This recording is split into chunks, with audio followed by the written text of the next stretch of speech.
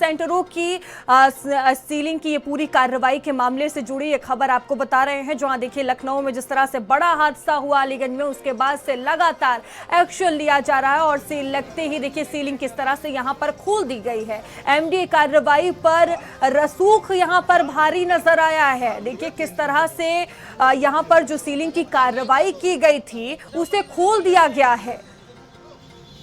तो सुरक्षा के मद्देनजर एक बड़ा और अहम फैसला यहां पर लिया गया, कोचिंग पर कार्रवाई की गई, लेकिन कहीं ना कहीं देखिए कार्रवाई किस तरह से बेअसर नजर आई है। सेलेक्टिव कार्रवाई नहीं है। हमने आकाश कोचिंग इंस्टीट्यूट को सील किया है, फिजिक्स वाला कोचिंग इंस्टीट्यूट को सील किया है पल्लवपुरम यहाँ चल रहा है। नहीं, मैं वही बताना, मंगल पांडे नगर हमारे कार्य क्षेत्र में नहीं आता है। मंगल पांडे नगर आवास विकास का कार्य क्षेत्र है। हम एमडीए केवल अपने कार्य क्षेत्र में ही कार्य कर सकता है। हाँ, एमडीए, इसलिए जो आपने बड़े कोचिंग इंस्टीट्यूट की बात की, तो हमने फिजिक्स वाला और आकाश इंस्टीट्यूट को सील किया जो पल्लवपुरम में चल रहे थे। तो ऐसा नहीं है कि हम कोई सेलेक्टिव कार्रवाई कर रहे हैं। यदि फिर भी किसी व्यक्ति को लगता है कि किसी पर्टिकुलर कोचिंग इंस्टीट्यूट को छोड़ दिया जा रहा है या किसी एक को ही सील किया जा रहा है, तो उसकी सूचना आप हमें बताएंगे। हम जो भी मानक के विपरीत कोचिंग सेंटर है सबको सील करेंगे। सुनो, आप ये तो बता दो, केवल सुनो, आप वहाँ जो करके आए हो केवल उतना तो बता दो, स्टार प्लाजा में क्या हुआ?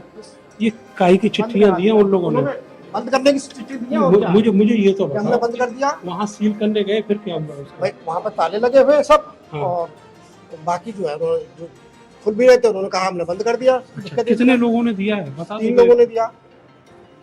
बात तो सुन लो हमारी, एक मिनट बात तो सुन लो।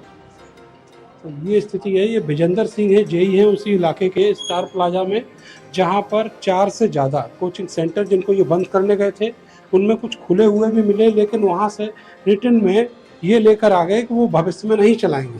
कैमरा सहयोगी सानू के साथ में नरेंद्र, 12 समाचार, मेरठ के बच्चा पार्क पर स्टार प्लाजा में आज चाणक्य कोचिंग इंस्टीट्यूट पर एक बड़ी कार्रवाई चल रही थी। यहाँ पर सीलिंग की जा रही थी और सीलिंग हो चुकी थी, लेकिन तभी अचानक कुछ ऐसा हुआ कि प्राधिकरण की टीम बैरंग हो गई, वापस लौट गई।